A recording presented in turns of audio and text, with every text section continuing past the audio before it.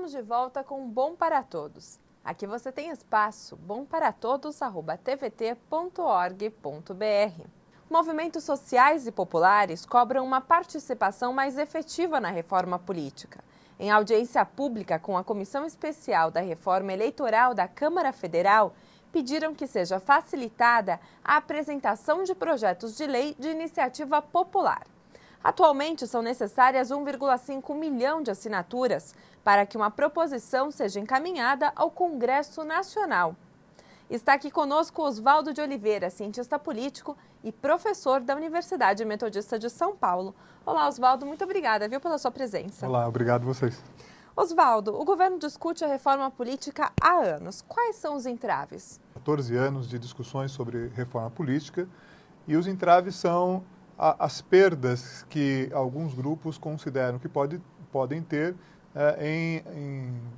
ocorrendo uma reforma política efetiva e que amplie a participação da cidadania, né? Portanto, são muitos interesses em jogo e esses interesses nem sempre convergem, né, de modo a ampliar e alargar a cidadania dos brasileiros, né?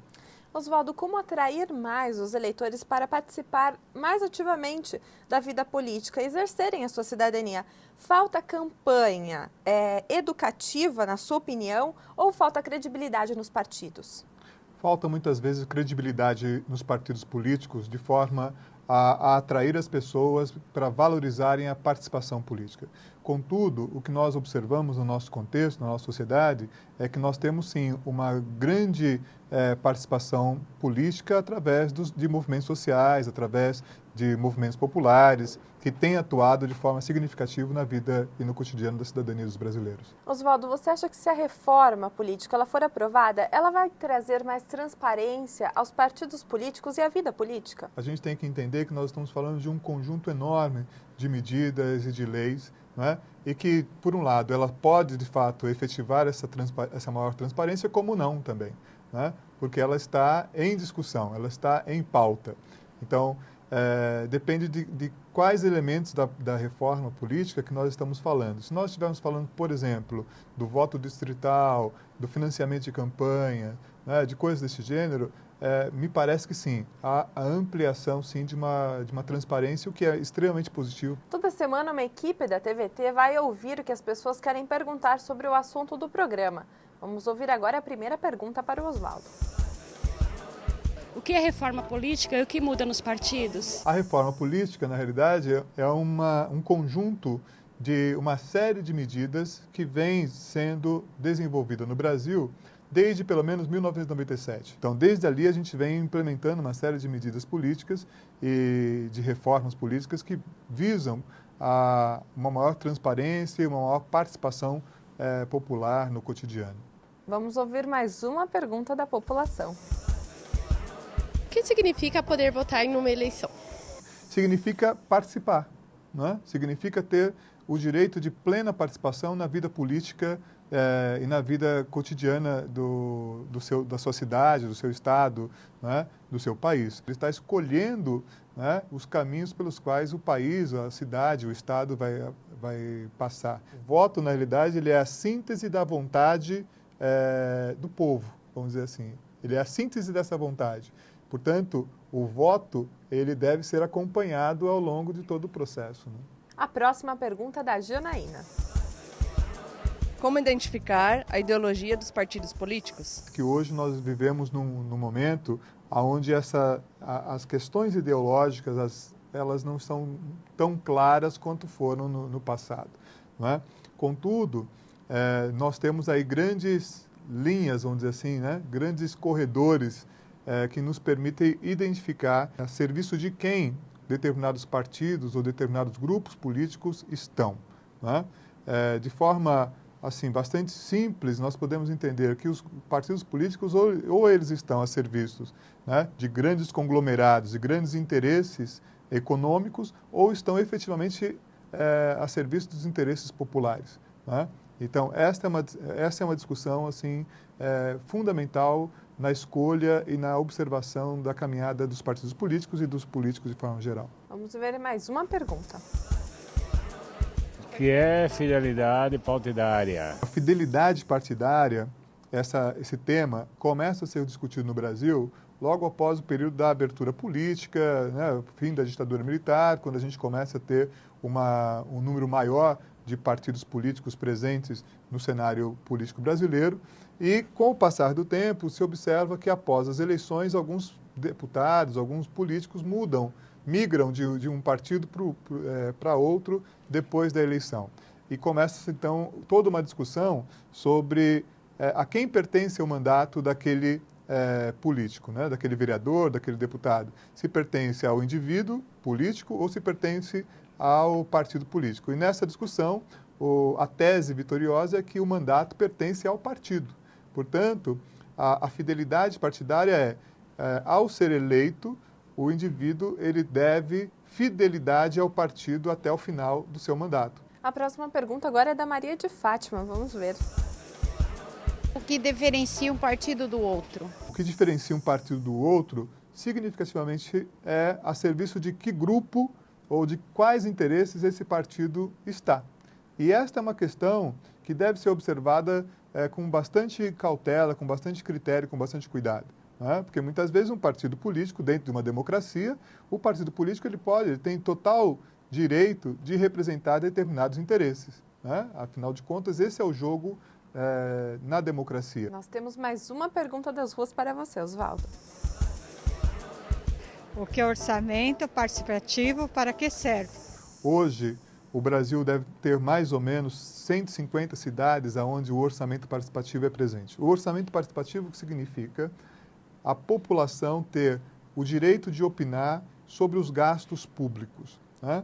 Então, a população participa da criação e da organização do orçamento com os gastos públicos. Por exemplo, eu tenho um orçamento para construir uma estrada, para construir uma escola, para construir uma creche, e reúno a população daquele bairro, daquele distrito, e discuto, olha, eu tenho tanto dinheiro aqui e precisa ser aplicado em tal e tal lugar. Só que eu só tenho dinheiro para colocar em um desses lugares. Então, a população participa da escolha dos gastos públicos. A próxima pergunta agora é do Antônio. De que forma podemos preparar para uma eleição? Na verdade, o preparo para uma eleição não se faz uma semana antes. O preparo para uma eleição não se faz simplesmente acompanhando a propaganda eleitoral, né? Porque a propaganda eleitoral era um momento já montado, totalmente maquiado, né, pelos processos políticos.